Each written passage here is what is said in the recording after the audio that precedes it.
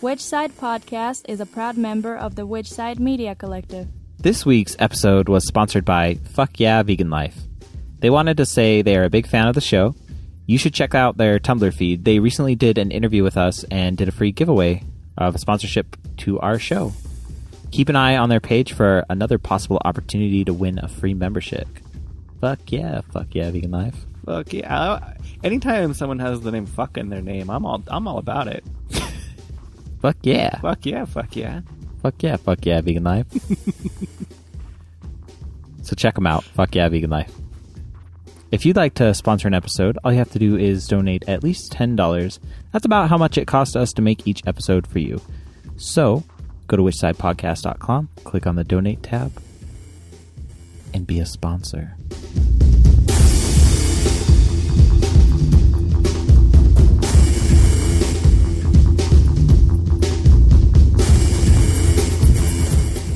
This is episode 109. Yeah, we talk with Marley from Vancouver ADL. Formerly of the Sea Shepherds as well. I love ADL. I really have an affinity for ADL as well. Yeah. Well, we both were involved with ADL, so we're biased. Yeah. For sure. No, for sure. What news and events do you have this week? If you're in Salt Lake City, check out the prisoner letter writing event that we're doing with Anarchist Black Cross.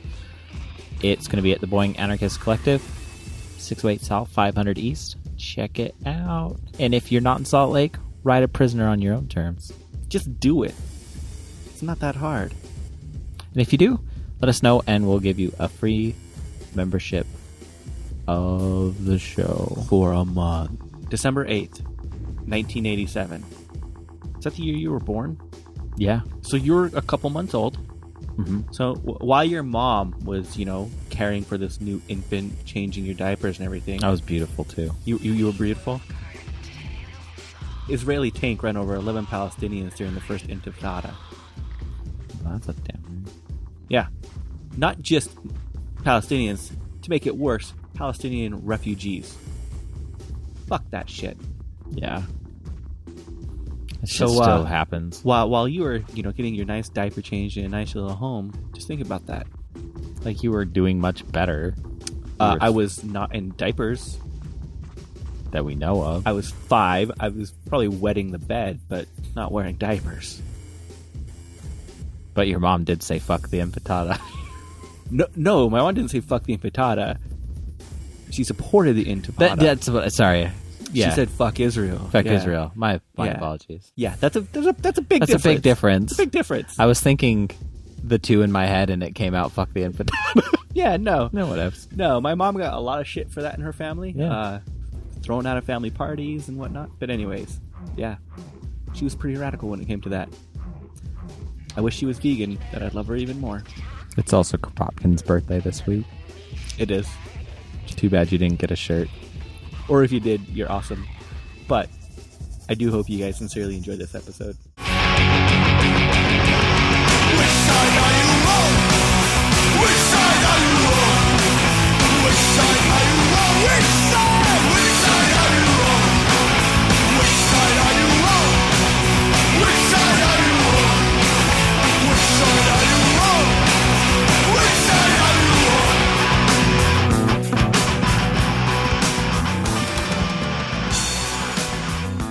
I'm Jordan. Hi. And I'm Jeremy. Hi. So I hope you can tell us apart. Barely. That's what a lot of people say, unfortunately. Yeah. So how's your day going? Oh, good. I just got off work. Well, that's great. And then I'm going to study for a final right after this. So that's not great. What Yeah. final do you have? Well, I'm taking my welding level C. Mm-hmm. So just oxyacetylene cutting final. I know what all those words are. Yeah. and I know what welding is. Yeah. But that's about it. Oh, okay. Well, yeah. There's fire, I'll tell you that. So how'd you get into welding? Well, I just started the program 2 weeks ago. Mm-hmm. But I'm trained as a blacksmith, so I'm I'm used to working with metal, and I just decided to get my C level so I can make a lot of money and have a stable job for once in my life. So okay, so you're trained as a blacksmith, right? Yeah. I have like a minor obsession with hand tool woodworking. Yep. And I'm trying to find a blacksmith holdfast. I don't know if you're familiar with what that is. No. Okay. See, I'm trained. I'm a farrier, which I'm trained to trim horses' feet and make shoes and put shoes on, which doesn't sound vegan, but it is. If we went into detail about it, it could definitely not be in many situations, but horses need their feet taken care of, and that's what I'm trained to do. So. Yeah, it'd just be like taking care of any other domestic animal, right? Yeah, it's something that wild animals don't require, but domestic animals in their sorry state, sometimes they do require it. Mm-hmm. So, yeah, so I'm not really, I never did any like artistic blacksmithing, but just sort of farrier work. Okay. Well, maybe I'll hit you up later when I need a new one, because they're really hard to find, because they were only made in the 17th century. Oh. So. It's basically well, like here's the catch though. I sold all my blacksmithing stuff to go volunteer on Sea Shepherd, so it's all gone. Because I actually looked into making my own little furnace out of like an old drum, like an old brake drum. Yeah. To do it myself, but fire scares the shit out of me since I've been lit on fire, so I've never really got that far. Well, if you want to forge, the easiest thing to do is to go to a horseshoeing supply shop and spend a couple $100 and get one that's fully set up, and all you have to do is attach a propane tank to it. That just scares the hell out of me. The propane? Okay, so when I was 10, I was lit on fire, and anything that when I get like have to work with stuff like that just really, I don't know, just creates like lots of anxiety. Yeah, my pants caught on fire on Friday at school. It happens. Yeah. So you sold everything to go work with Sea Shepherd. Do you want to tell us about that? Yeah, well, God, it was 2 years ago, I think, 11-12 season, I went and volunteered with Sea Shepherd. I did the Cove Guardian thing in the fall of, I think, 2011, and then I went on the Antarctic campaign 2011, 2012. So. How was your experience with that? I've heard it's a lot better now than it used to be. Like I've heard like 10 years ago, a lot of bad experiences, but now it's a lot better. Yeah, I can imagine, because, I mean, like if you watch Whale Wars and you see like the first season, it's not that it seems like unorganized, but it seems kind of, there's not too much structure. Whereas now, I mean, it's run like it's literally a very tight ship. I mean, everything is taken so seriously. The amount of safety drills that we did, fire drills, man overboard drills, like they train everybody there so much that everybody on the ship knows what to do in any kind of emergency situation. I was so impressed by the level of training that I received to go on campaign. So I think I have like no complaints at all from my experiences on the ship. How did you get to go on the campaign? I know that's something a lot of people would probably want to be able to try to do. The best thing to do is everybody wants to go on campaign, but to show up before campaign when there's just a lot of hard work that needs to be done. And I got there, I think 2 months early, or I went from Japan to Australia, and then without having a confirmation of whether I was going to go on campaign or not, I just worked on the ship for 2 months, helping prepare the ship, and a spot opened up, and I had been doing all the safety, the drills and the training. So I was next on the list and I got on. So I think it's really, they're always looking for people when in the off season, when they're not going to Antarctica, when they're not doing a campaign. And that's really when to get on the ship. So when you were preparing for the ship, like what kind of stuff did you have to do preparing the ship? A ton of removing paint, removing rust, and repainting. I mean, we did so much painting. And then closer to campaign, loading up all the food. And I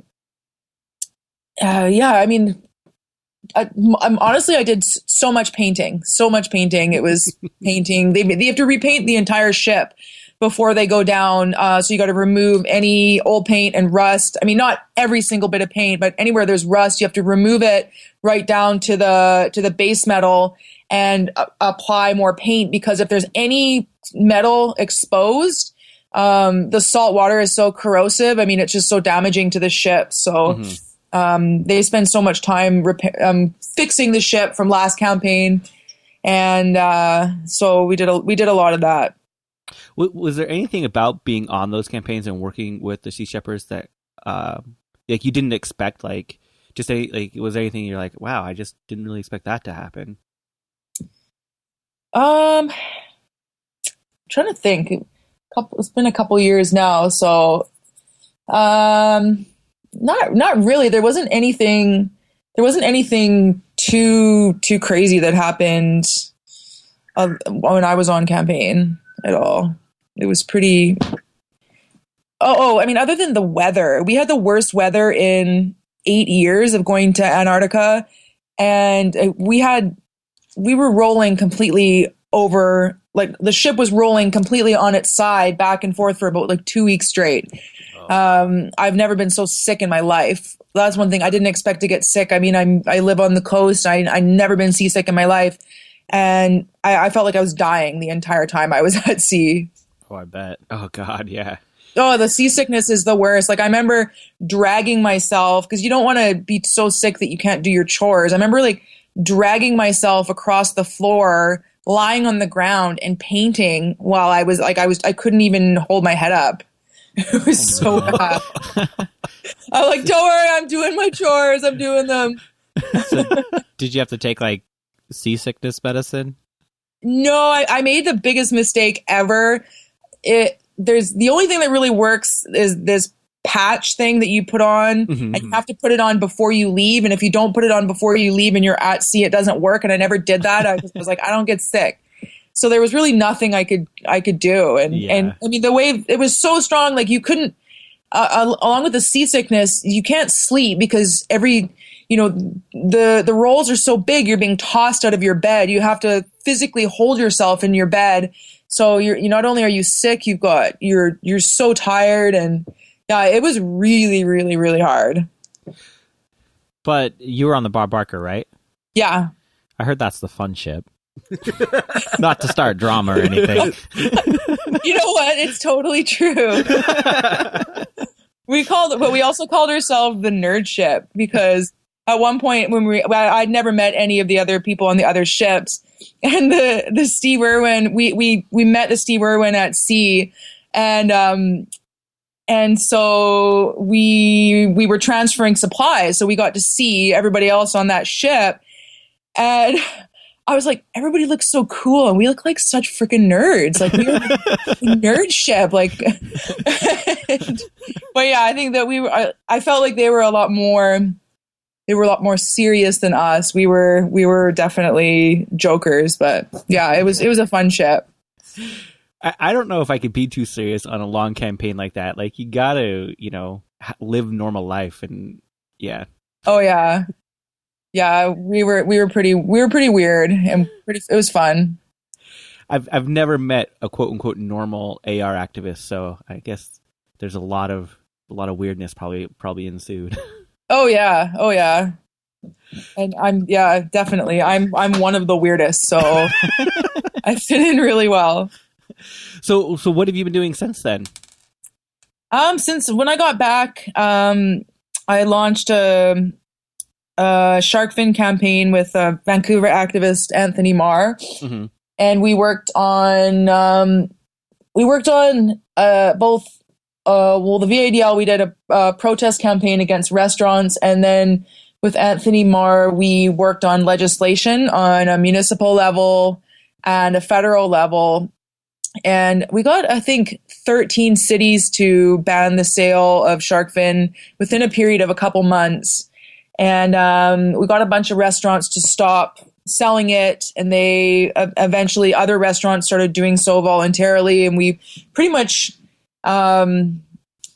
there's so much for sale here. I mean, we got some of the major players to drop it, but it's still a huge problem here, and we're still working on the federal bill. We worked on that for a year, and we lost by 5 votes. And I don't know of any other bill that's ever, with regards to animals or the environment, that's ever come that close to getting passed in the history of ever in Canada. And the only reason we lost is because Stephen Harper, he illegally whipped the vote. So for a private member's bill, you are not allowed to whip the vote or tell your party members to vote a certain way. And we were told by some of the conservative MPs that they were being, regardless of their opinion, they were being told to vote a certain way. So that was the most disappointing thing that it was just horrible. We just done DNA tests on shark fins, and the DNA test that we did, we spent like $2,000 and purchased shark fin samples and had them DNA tested.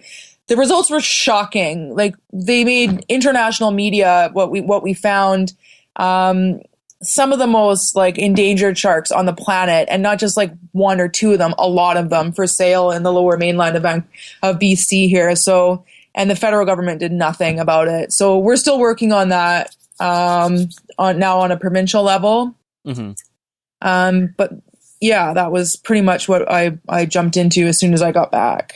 So since I don't live on a coast or anywhere near where it's super prevalent, I'm a little bit unknowing in some of the areas of how shark fins are harvested. To my knowledge, is it mostly the sharks that are caught in other fishing nets, and they're kind of like the byproduct of that fishing expedition? No, I mean, not at all, because okay. I mean they're worth so much. The fins are worth so much money. That there are massive amounts of fleets and ships that are going out there specifically targeting sharks. Just dedicated. Okay, see, that's fully. Okay, I didn't know that. That's what I said. I'm totally a little bit ignorant on it. Yeah, I mean, there are boats that are going out. They're targeting sharks specifically, but also. And pretty much any other ship that's out there longlining or that happens to bring in a shark will bring in just the fins as well, just kind of as a side gig. Uh-huh. Like when I was in Japan and we went to the tuna markets, you would see all these tuna fish bodies all lined up, and then you'd see a huge pile of shark fins that they would have, they're out there, they're targeting tuna, but if they happen to catch any sharks on the line, they would bring in the fins. And this is happening pretty much in every corner of the ocean, and just about every country in the world is taking part in this. So what makes shark fins desirable for people? Is it just the infamous shark fin soup? Is that pretty much it? It's the strictly shark fin soup, which is obviously a Chinese dish, and it's kind of like, to me, it's very similar to like the fur trade. It's a status symbol. When we're campaigning against Canada Goose and we're targeting these businesses, they'll look us up and say, I really support what you're doing with the shark fin campaigns, but I just, what you're doing with Canada, the trapping is just ridiculous. And I'm like, well, that's pretty dumb, because it's almost the same thing. You have marine animals that are targeted for one part of their body, their fins, for a status symbol. And then you've got land animals that are targeted for one part of their body, their skin, for also a status symbol. The land animals are caught with trap lines. The sharks are caught with long lines. Like, I mean, it's so similar. So, right now we've been working with scientists at, Guelph University and Dalhousie University, and some of the Canadian scientists here are doing a lot of important work. And one of them found that what we're looking at is 100 million sharks a year or more being killed specifically for their fins for shark fin soup. Jesus. Yeah. So I don't know of any other animal on this planet, a group of species that's being targeted that heavily. We're looking at the extinction of a lot of species of sharks within our lifetime, within the next 10 years. The hammerheads are pretty much almost wiped out at this point, which is horrific. So they're not targeting a specific type of shark, they'll harvest any fin? Any shark, any fin on their body, yeah, any shark. Do the patrons that actually like eat the shark fin soup, do they know that it's just any random shark? Yeah, there's just the way that the industry works. One thing that we've been told by some politicians that we've been trying to convince to put a ban in place, they want to move towards like sustainable shark fisheries, but there really isn't any. When you're looking at 100 million sharks a year, and we're looking at a 90% decline in shark species all across the world, there needs to be international moratorium on shark fishing right now. Like, we're at the exact same point in history that we were with whaling. When whaling was banned, 90% of the world's whales were gone, and all of the governments of the world sort of stepped up and said, we're going to stop this. And that's not happening with sharks at all. 90% of the world's sharks are gone. 100 million every single year are disappearing, and nobody wants to do anything about it. So it's really frustrating. I can't remember what I was going to say after that. No, is there any municipalities that have banned shark fins? Yeah, Canada, I mean, like I said, we got about 13, I think there's about 15 municipalities in total in the Lower Mainland, and then some municipalities in Ontario banned it. But what we've been actually working on, and also there's several states that have banned shark fin as well. A lot more areas in the States have banned it than Canada. But what we're trying to get in Canada is a federal ban on the importation of shark fins and a provincial ban on the sale and trade, so that a federal ban doesn't open up an industry off the coast of BC that would start targeting local sharks. We just recently had a provincial MLA table another bill. So we've got a Green Party member that is trying to bring this to the legislature again, which is really awesome.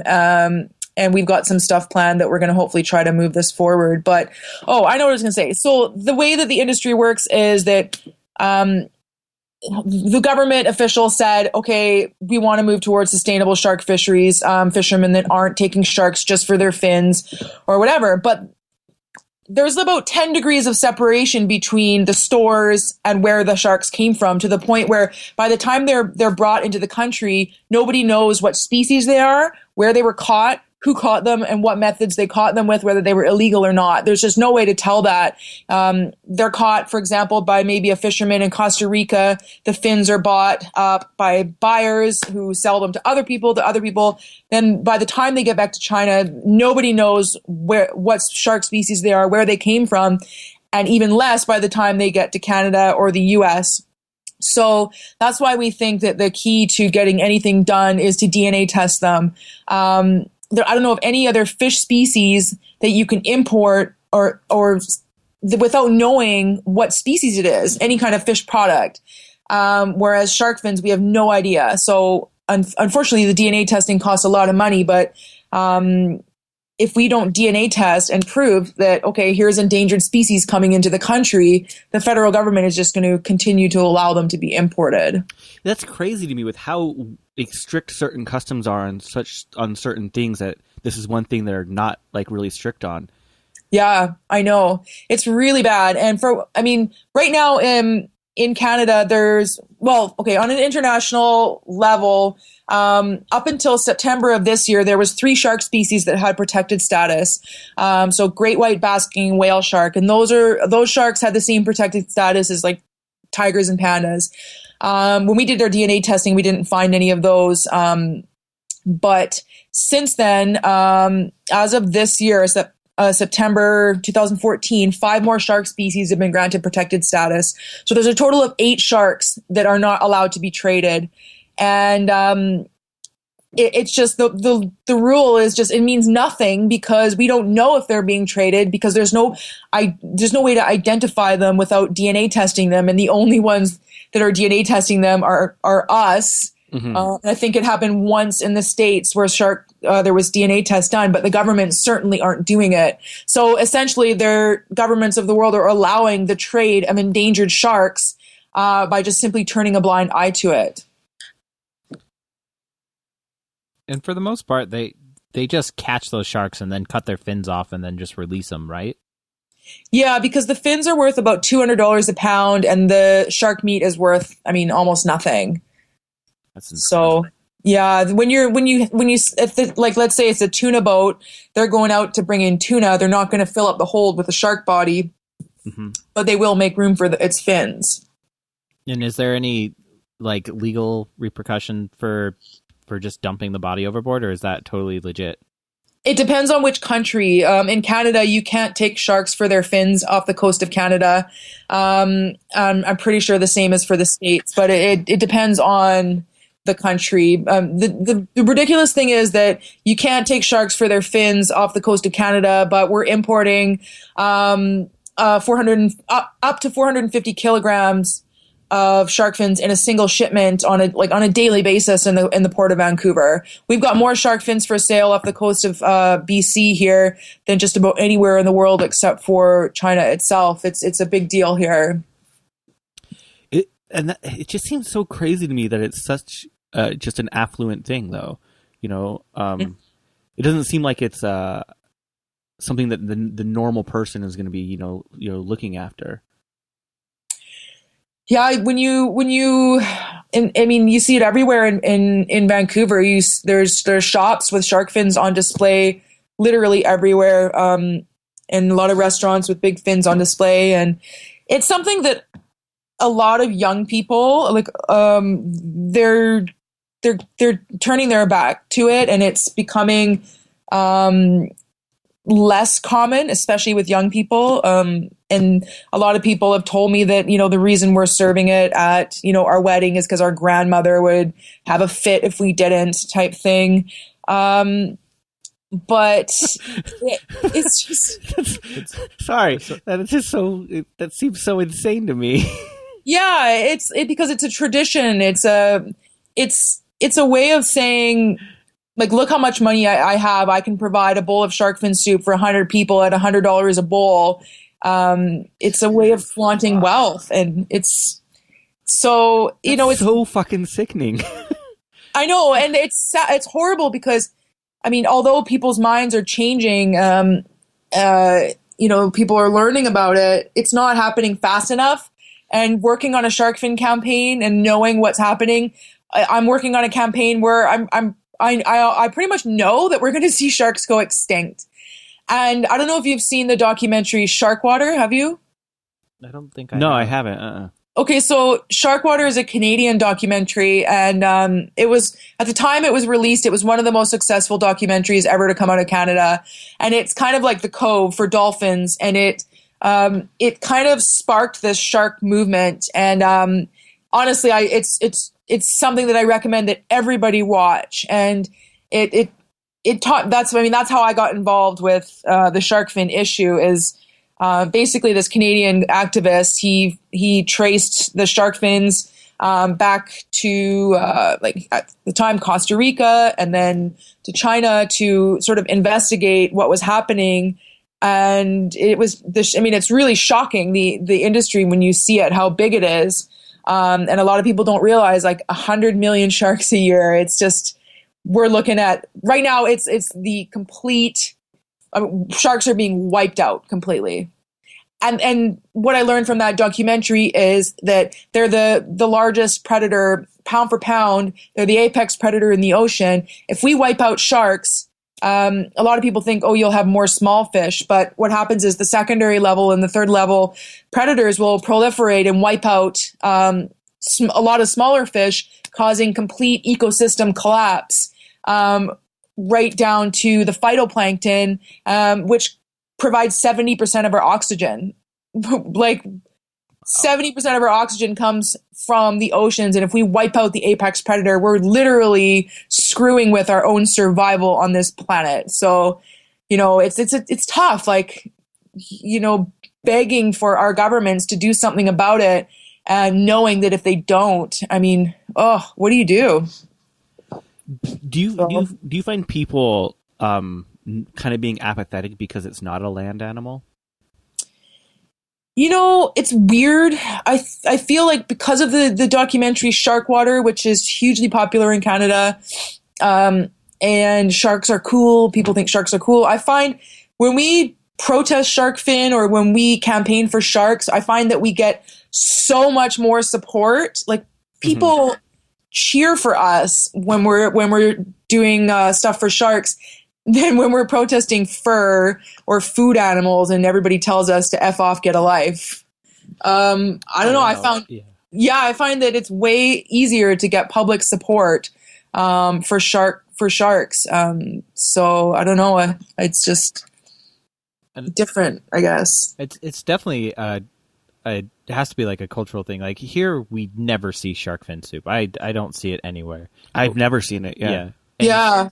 And it's for sure a cultural thing. And, it's difficult because obviously I'm not Chinese, I'm white. And so it's been difficult to find, people will often approach me and say, well, you should do focus on education. And I'm like, I don't feel like it's my place to take it upon myself to run an educational campaign for Chinese people. I don't think that's my place.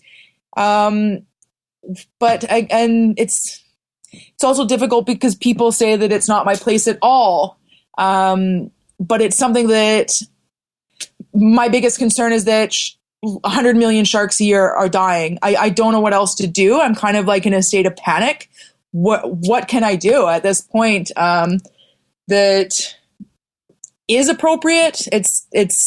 It's been difficult to try to figure out where my place is in this campaign. But if maybe I'm not working on the right tactics when we're protesting or trying to get legislation in place. But I kind of feel like we need to place priority on species survival at this point. But it's been a really, really interesting campaign in that aspect. Is there any tactics that you feel aren't being utilized enough or utilized appropriately? Honestly, I think that when you're looking at 100 million sharks a year, and most likely we're going to see sharks being extinct, it makes me think if smashing shit is the only thing appropriate at this point, what else do you do? I mean, I feel like nothing we do is fast enough at this point. Nothing we can do is going to save, for example, scalloped hammerheads. Yeah, it almost goes back to the early days of sea shepherds where they were scuttling, and they were ramming. And that really brought worldwide attention to the issue. Yeah, I think that it did. They did a really good job with that. And I think, and personally, that the most effective thing that we can do right now is to continue DNA testing the shark fins, because I think that if we expose how endangered these sharks are, and if we can find actual protected species with our DNA testing, then hopefully governments will do something about it. For example, if there was more DNA testing done in the US right now, and they found a protected scalloped hammerhead or a great white shark or a whale shark or a basking shark, it kind of puts the federal government in the position to have to do something about it, because if they've signed on to CITES and they're a part of CITES, the Convention on the International Trade of Endangered Species, then it's their responsibility to enforce those international regulations. If not, and they allow the sale and trade of endangered species, then they're subject to sanctions by CITES. So I think that if we can leverage the governments into doing something about it through the DNA testing, I think that's probably the most important thing that I can do right now, which is what we're doing. Is there any group or organization inside the U.S. that is doing the DNA testing? Not that I know of right now. Well, God damn it, guys, get off your asses. I know. So, yeah, I think it's really important. But it does cost a lot of money. Last time we did it 2 years ago, the Dr. Dirk Steinke of Guelph University offered to do the DNA testing for free, which saved us thousands of dollars. And but he can no longer do that, which sucks. Yeah, I mean, I can only imagine how quickly that would, rise the cost. I mean, you're saying it was like $2,000 per test, somewhere around there? No, well, I mean, we have to buy the fins, which is unfortunate, but yeah. The thing is, like, we think that the results that we get from this and the awareness and the action that we could possibly get, if we find an endangered species, is worth it by purchasing a couple fins. We spent about $2,000 on the fins themselves. But we've been quoted this year for 100 samples is $3,600. That's still a lot of money. Huge. Yeah, $3,600 is huge. Yeah. Yeah, it's huge for any activist organization to have to fork out. Yeah. Yes, but I don't think we have a choice at this point. So we're gonna try to do it again. Do you get most of your funds just from public donations? Yeah. And usually we don't use donations. Like other than making posters, like there's nothing that we have needed money for up until recently with the Stampede action and that our legal defense fund. So the only time we really ask for donations is for the Stampede campaign and for the shark fin DNA testing. So we do spend our money well. There's nothing really else that we spend money on. So do you want to go into that Stampede campaign a little bit? Yeah. So have you guys heard of the Calgary Stampede? Is that... It sounds very familiar. Yeah. Okay. It's basically the largest rodeo, one of the largest rodeos in the world. It's the rodeo with the largest purse in the world. So the largest, they call it the richest rodeo in the world. There's millions of dollars of prize money at this Calgary Stampede. And so what you're saying is I should be a cowboy. Yeah, it's a horrible job, and only the worst people do it. But it brings like over 1 million people to the city of Calgary every year, and I'm being Canadian every single year.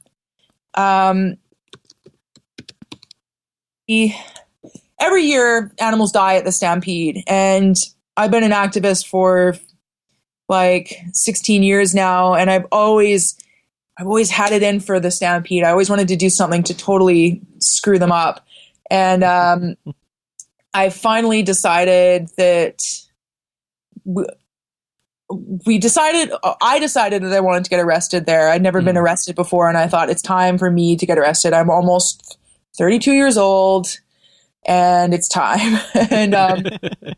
And I came up with the idea of doing like a lockdown, and we wanted to target, instead of targeting the entire rodeo, because I think tactically, I like to be tactical about things, and to go in there and say we want to shut the rodeo down, I think that you need to have achievable goals. And the weakest link at the Stampede are the chuck wagon races, and the chuck wagon races are something that are they're not really, you don't see them anywhere else in the world except for the Stampede. And what they do is they take 4 horses and attach them to an old school chuck wagon and race them at breakneck speed around a racetrack. And every single year horses die, and horrible violent crashes, pulmonary aneurysms, embolisms, like blood vessels bursting on the, in their brains and their lungs and their hearts. And I always wanted to do something, because I've always been a horse person as well. I grew up with horses, to stop the chuck wagon races. So we did it this past July, but it was supposed to happen the year before, and I'd been planning it for a year prior to that. So I'd been trying to do this for about over 2 years.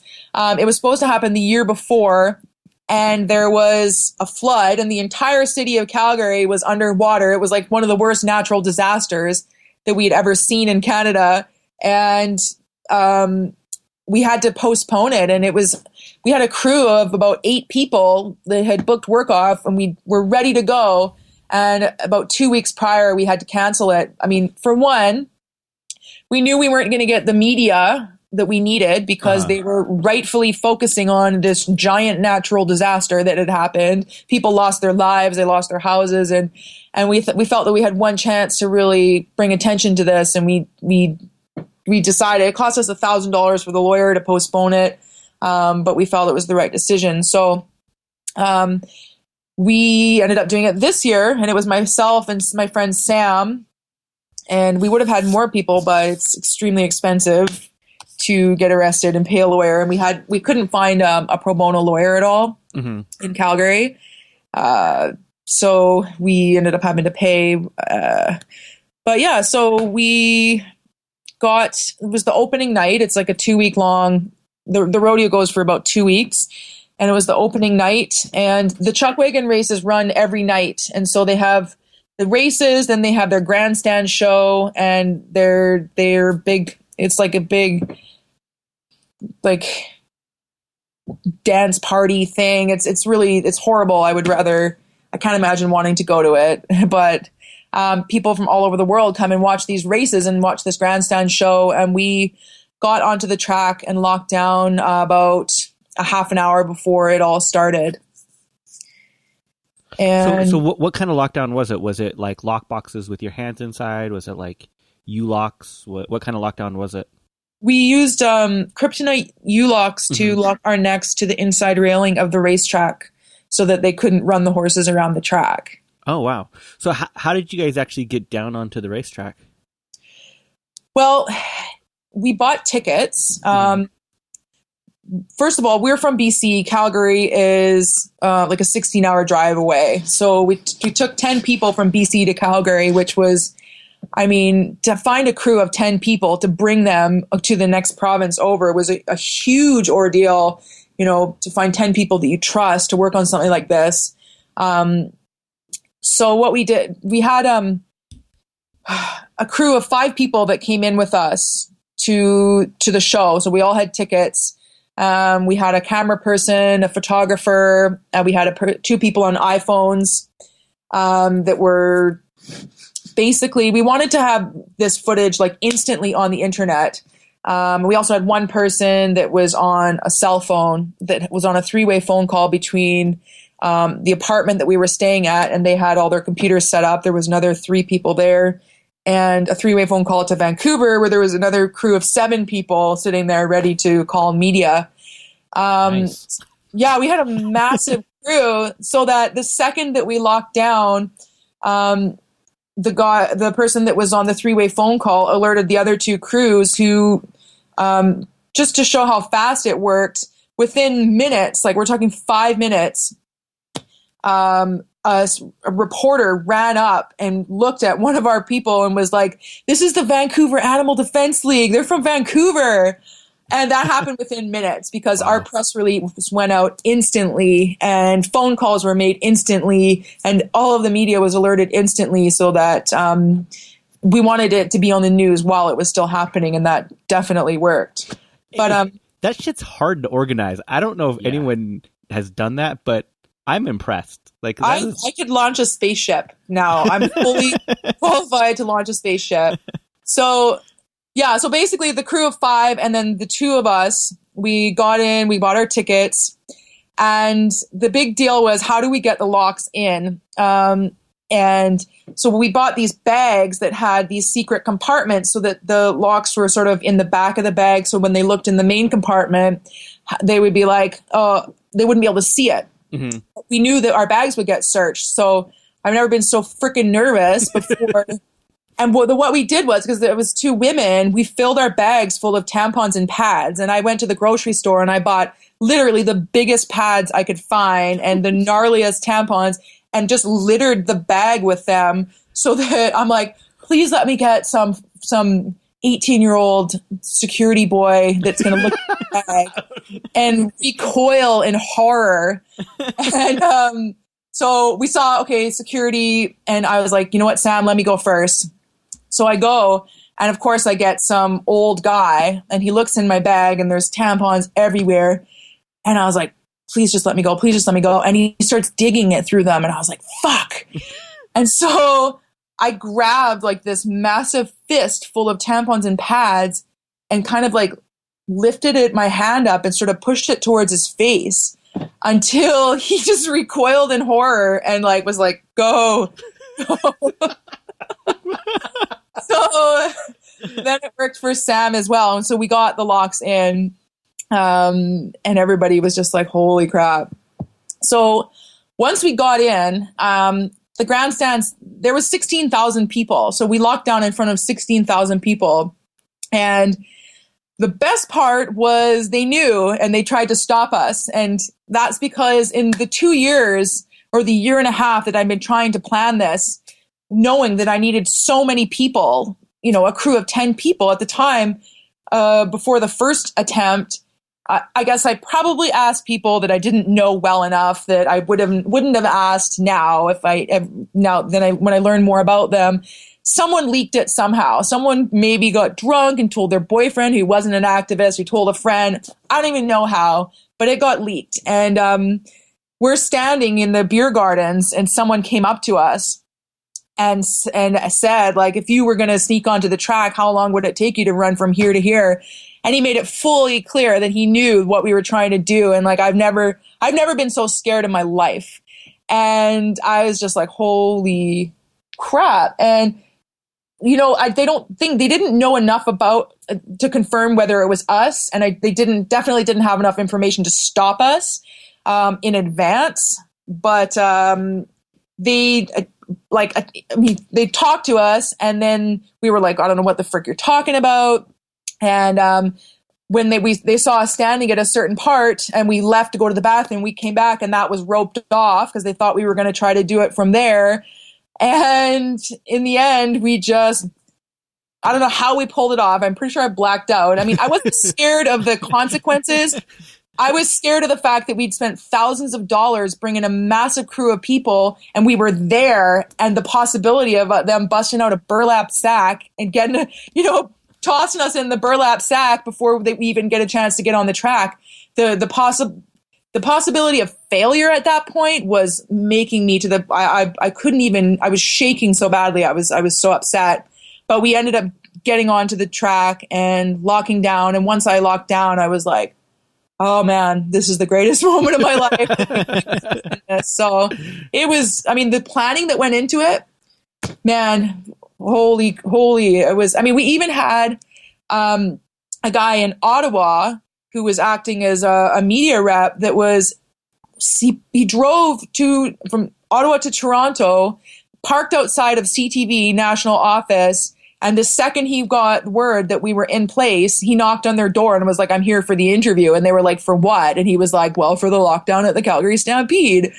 And so, yeah, we just got it on national media right away. It was awesome. So how does the local police react to those type of actions in that province?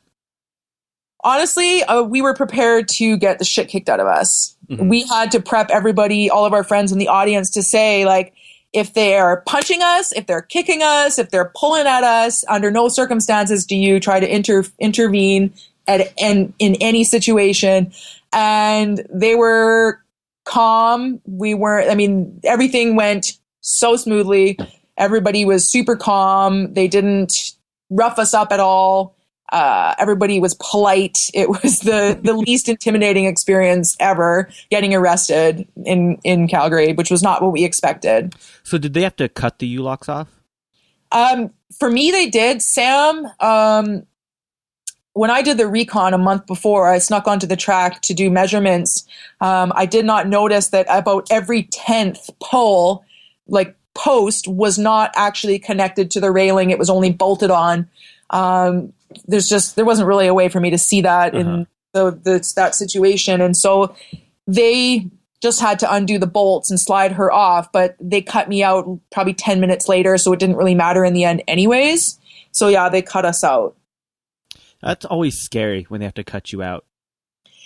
Yeah, I mean, I had about 4 paramedics that pinned me down. They had my arms pinned down. They had my head pinned down. They made sure that there was no way I was going to get cut. I couldn't move. They had me pinned right down. So I wasn't really worried at that point. They were pretty organized. So your first planned arrest and my first planned arrest were both at rodeos, but yours puts mine way to shame. Good for you. That's awesome, though. Yeah. So yeah, but that's crazy. Yeah. Yeah. Yeah. Well, we figured we had one chance to screw up the biggest rodeo in Canada and possibly the world, and we did a pretty good job considering they knew about it. They tried to stop us, and we did it anyways. And I think the biggest thing we were facing is the possibility of failure because of the friends that we had in the audience. Everybody was done up in cowboy gear and cow person gear. Like, I mean, we can't talk about who else was involved until our case is totally done. Uh-huh. But I mean, the pictures that we will eventually share will make everybody die laughing. We had dollar store cowboy hats, and everybody got belt buckles, and it was. Now, the couple of the guys that were in the audience, I think some of the cowgirls at the Stampede thought that they looked really good, and one of the guys whose job was to communicate via the 3-way phone call everything that was happening so that we could give like live updates on social media and to the media. She had kept bringing him beers, and she brought him a beer, and she brought him another beer, and she was trying to get him to go drink with her friends over here. And he was trying to politely be like, I'm busy right now. And I'm sitting there attached to the pole, and I'm like, is he fucking getting drunk right now? Like, are those beers? I am going to kill him. And like, he's surrounded by these women, and I'm like, oh my gosh, I cannot believe he's doing this right now. And then I found out later that he was, he had ended up having to be rude to them to try to get them to leave him alone. But it's amazing what a cowboy hat can do, apparently, when you get dressed up at the Stampede. But yeah, there are so many amazing stories with this action. It was hilarious. So what kind of charges did you guys end up getting because of the action? They were going to charge us with mischief. We're banned from the Stampede for 99 years. But our lawyer, it's still ongoing, and our lawyer phoned us the other day and said that they're planning on dropping the charges if we plead guilty and accept community service, which I was like, awesome. Mm-hmm. But right now he's trying to figure out the only way that they can transfer the community service to Vancouver is with a guilty charge, which if they're not going to charge us, they can't do. So he's trying to work out how they can allow us to do community service in Vancouver without being charged, but it's not finalized yet. Who knows? Maybe they change their mind and decide to charge us, but at this point, it looks like they've dropped the charges. Well, that's awesome. So I hope it gets resolved quickly for you guys. Yeah, we might have to go back to Calgary to do community service, but I'm like, community service is awesome. How can I help? I'm not bummed about doing community service. We had a loophole going here for a while. We had an AR group that could sign off on community service. Yeah. So when we got community service, we're just like, well, we're already doing it with this group, so they just signed off on it all the time for us. No way. It was awesome. That's amazing. Yeah. Oh man, I can't imagine if they allowed that. That'd be hilarious. I wanted to be like, I feel like this action was already the community service, so maybe you guys could just drop everything altogether. We used to get there was a local high school that would give make extra credit for community service. And so they used to show up all the time to organization. We're like, what can we do? We're like, oh, we need fur signs made. Let's make some fur protest signs. Oh, that's so awesome. It was great. Yeah. Yeah. So who knows? I'm not really sure what's going to happen, but it was a success. And I'm really thankful because it was about 2-something years of my life planning this and a lot of people involved. And it was good. Would you do civil disobedience again? Oh, for sure. I'm just trying to pick for what. Now for what? Yeah. Yeah. Where do I start? Where do I go next? I think that it was really, really, it was a really great way to get attention that we needed to kind of continue the public outcry against this race. And I mean, we've had all sorts of celebrities speak out against it. Bob Barker, Pamela Anderson. We didn't get them to stop the races for the night. And the only reason we had to lock down sooner than we thought, is because the fact that they made it known to us that we were going to do it. So we had to just be like, go now, do it now. But I hope that, and 2 days after we did it, a horse was killed during the training session. He had a blood vessel burst in his lungs.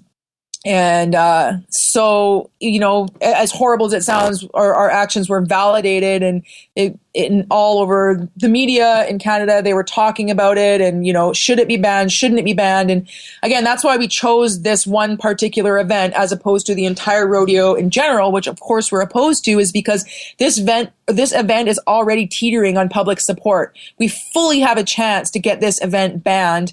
And I think that, you know, we have a better chance of trying to do this piece by piece, you know, and I think that we have public support against these races because of how many horses have died. That's what I didn't even talk about, the fact that horses have died during these races for the last 10 years in a row.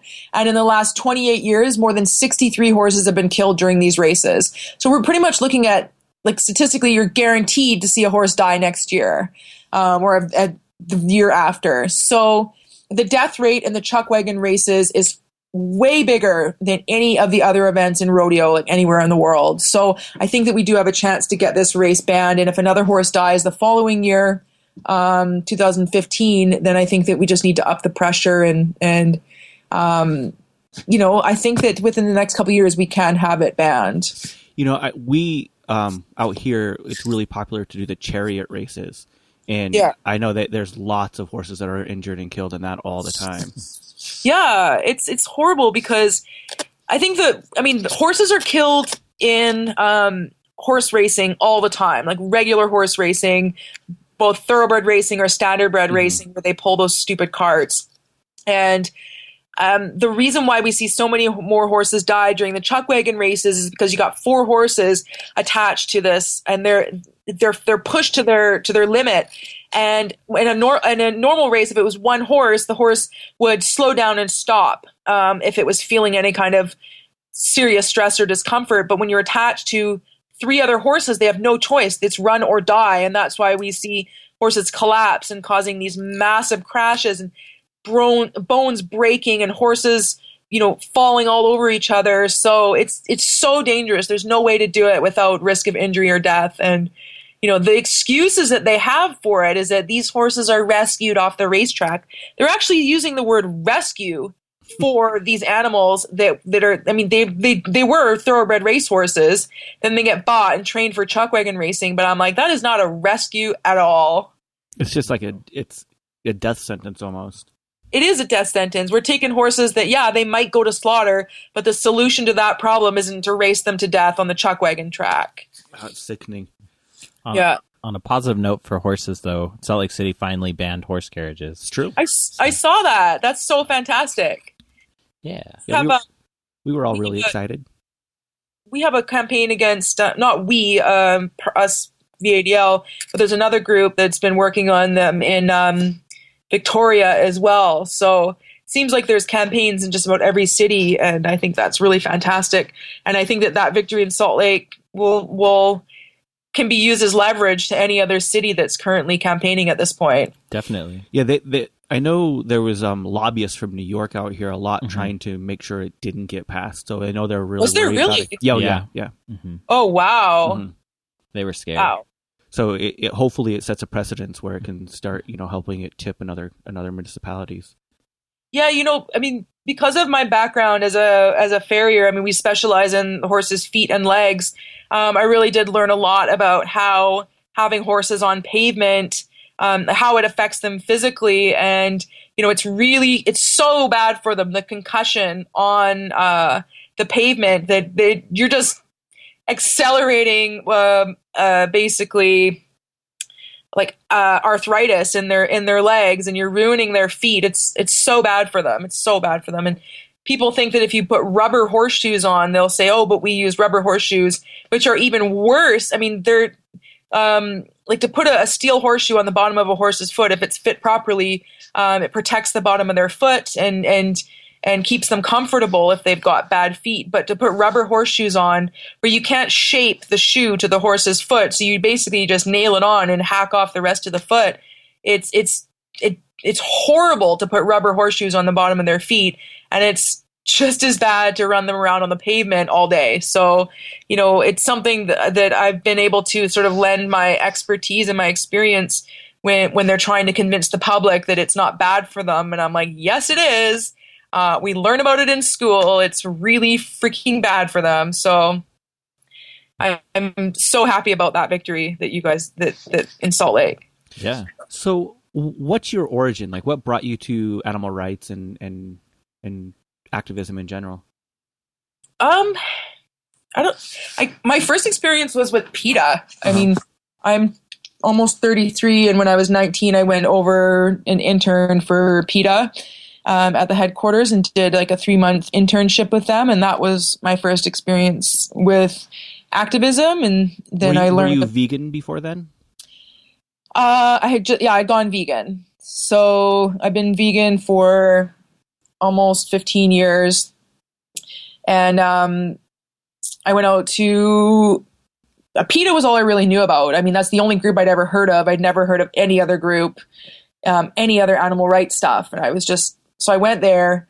And then one day, I went with some of the PETA activists to the SHAC 50th anniversary kind of convergence, I guess. It was the 50th anniversary of Huntington Life Sciences, and there was a massive demo in New Jersey, and we all carpooled up there, and I was like, holy shit, my mind was blown by that campaign, going from PETA and then being introduced to SHAC, which was kind of cool. It gave me what year was that SHAC campaign? That protest would have been, oh God, like more than, well, was it like 2000, 2001? Yeah, I think so, yeah. Because I was there then. Oh, we probably bumped into each other. That's awesome. Yeah. Yeah, because I flew, I can't, it was either 2000, 2001, for the huge protests. Yeah. Yeah. And Rod Coronado spoke, and some other people. Yeah. I ended up staying with Andy for while I was up there. It was a lot of fun. Yeah, my mind was blown. I was like, this is crazy. And that made a huge impression on me, and kind of the kind of activism that I started becoming involved in, and tactics that I started using with my own activism, and like less PETA, more SHAC type tactics. Yeah. So what made you, become vegan? Like, what was the catalyst that made you, change your whole life around? I mean, I've always been like an animal person. Like, I grew up with horses, and then it was someone that showed me the PETA website, and I sort of started exploring the website, and I'd never heard of any kind of like animal abuse like that before. So I skipped school and just went through every possible page on the PETA website and learned everything that I could, and was just shocked. And I'd never seen any videos. I never saw any videos of animal abuse until I got to the PETA house, and they promptly sat me down in front of the video, 7 minutes of reality. And yeah, it was, I mean, I know everybody hates on PETA for good reason. There's, a lot of the shit that they do, but that was the group. That's how I came into activism, was PETA. I'd never heard of any other group. So a friend just was like, hey, check this out. How was your family react to the whole change? Horrible. They thought it was a cult, going vegan. It was, a huge fight, sobbing, screaming, chicken breasts everywhere, eat it, no, I don't want to type thing. It was horrible. Has it gotten any better? Yeah, since then my sister went vegan and now my mom's vegan. So yeah, it was when my sister went vegan, my mom bought her vegan chocolate and muffins, and whereas she's gonna like smack me in the face when I went vegan, but so I paved the way. Nice of me. She owes you some muffins. She's made up for in muffins since then. Yeah. So you were saying that that fur campaigns aren't really well received in Canada? No, especially in the neighborhood that we're currently protesting in. It's the most volatile campaign that I've ever worked on. It's in a really wealthy neighborhood, like one of the most wealthy neighborhoods in Vancouver. And we regularly assaulted, like pretty much every demo. If we don't get, spit on, kicked, or smacked or punched at, it's like, hey, nobody got punched today. That's awesome. Holy shit. Wow. Oh yeah, like we get eggs thrown at us. Not this last demo, but the demo before, someone threw their smoothie at someone's face. So we got insane. a pheasant once, but that was like really unusual at a fur. Like, is the fur there? Is it mostly trapped or is it farmed? Both. For the fur industry in Canada is huge. We got about 2.5 million animals on fur farms, and about 1 million animals, 600,000 animals are trapped every single year. It's a ton. Utah's definitely more of a farming state. Yeah, we're a farming state. We're definitely for farming. We have a few stores, but that's about it. 2. Oh, our fur campaigns, like Vancouver, so much happens in Vancouver, especially like underground actions. Huge deal here. There's been like literally millions of dollars worth of damage against stores that have in the last like 4 years against stores that are selling fur, which is super impressive. And we've been running fur campaigns for maybe 9 years straight. We've got a ton of victories. Snowflake Furs we protested against for 2 years, and they were evicted out of the Fairmont Hotel Vancouver, which they'd rented space in for about 18 years. So they were kicked out of there, moved to a different spot, and we've already got a verbal agreement with the landlord there that next year they'll be evicted again. We've been protesting against them for so long. They had 5 stores. They're now down to 4. That's awesome. Papa's Furs just shut down. People have been campaigning against Papa's Furs. They shut down on their 100-year anniversary, so they were done anyways, but they'd been struggling. Our Canada Goose campaign we started like 2 years ago. We were the first group in Canada to get a store to stop selling Canada Goose because of protest campaign, and we're now on our 4th. So we got Hills of Kerrisdale, Grouse Mountain, Babes on 4th, and now we're on our 4th. And then one of my friends went to Ottawa and started another one, and he got 3 stores to drop it. And Canada Goose is a big deal here, and we've been really trying to respond to the popularity of it. But I was told that, and I recently had to go up to the Northwest Territories a couple weeks ago. And I was blown away by how much there was.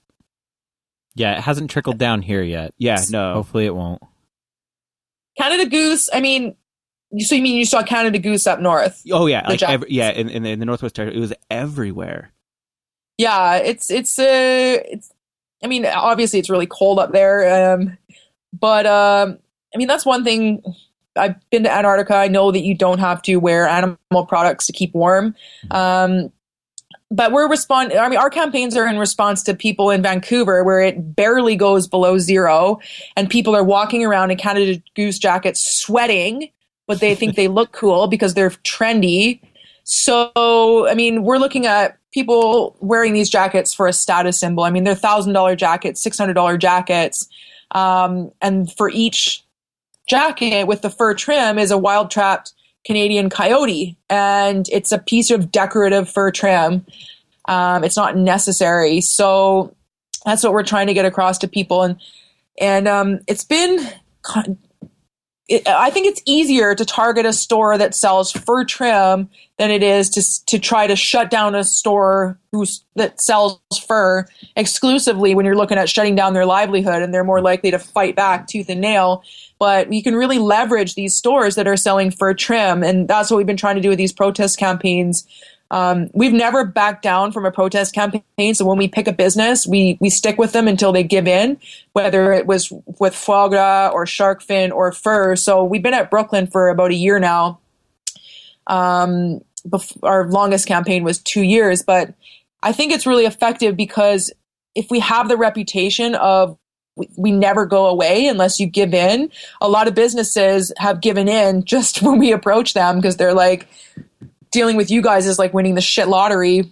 You know, we're facing a year of chanting outside of our business.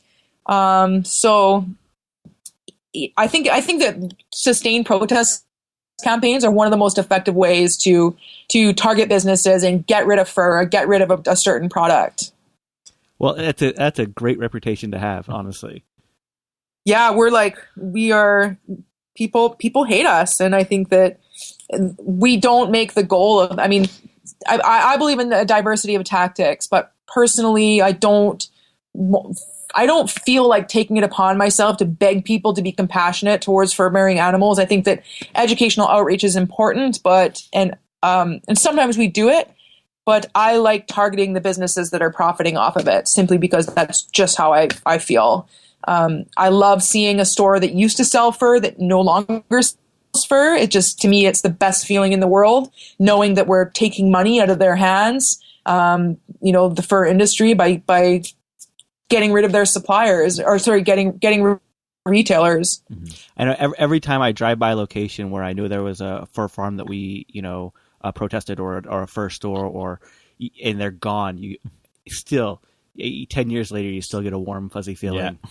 It's the best feeling in the world. I love it. It's so good to see that. So, to see a business get rid of this product, I think that's why I think it's really worth targeting businesses that don't solely exist because of the fur trade. So a business like Brooklyn Clothing is a jeans store. They just happen to sell Canada Goose jackets. So eventually they'll give in. They cannot deal with the protest forever. So I think that once they do, we move on to another one. Well, holy crap, we're past an hour now. So sorry. No, not at all. I love talking about this stuff. So how can people get in contact with you guys, help support your work, and follow what you guys do? So Vancouver Animal Defense League on Facebook and on Twitter. And we do have a website, but since I'm the one that updates everything, I totally ignore the website because social media is like a full-time job, updating everything that needs to be updated. And I hate it. So I haven't updated the website since I think Calgary.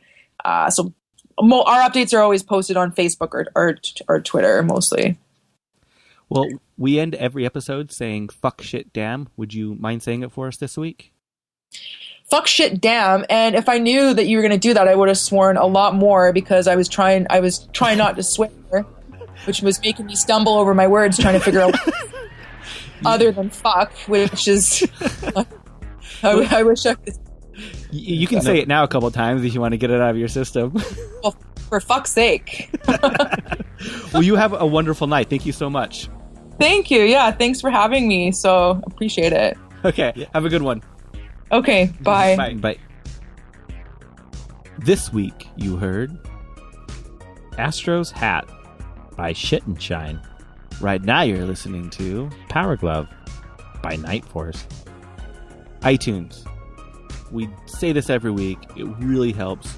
Rate and review us. It's pretty simple. And if you are not subscribed yet, totally subscribe to us as well. And if you are, just steal someone's phone or make them sign onto a computer and just subscribe them for us. It's free. It's not costing them anything. And they'll get this awesome content. Give it as a Christmas present. That is the best Christmas present you could give to anyone if that's what you choose to celebrate. Just say, hey, I got a present for you. Get their phone, subscribe. Saturnalius, Christmas, Hanukkah, Kwanzaa, whatever. Yeah.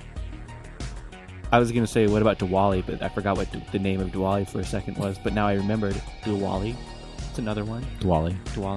Yeah. If you're not friends with us on social media, check out our social media accounts. Go to whichsidepodcast.com, click on the social tab, and be our friends. We post a lot of stuff on there that we don't talk about on the show. So, if we're not friends yet, be our friends. We're nice-ish.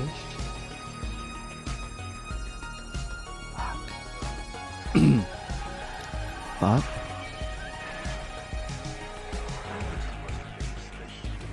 Fuck shit, damn. We need a social media intern to join our team. If interested in becoming activist famous or a level 5 vegan, hit us up on social media. Which Side Podcast is hosted and produced by Jordan Halliday and Jeremy Parkin of the Which Side Media Collective, with web design by Jordan Halliday and sound design by Jeremy Parkin. Booking by Mari Halliday. Theme music by Commandantes. Go to whichsidecollective.org to check out the other shows in the collective. As always, fuck shit damn.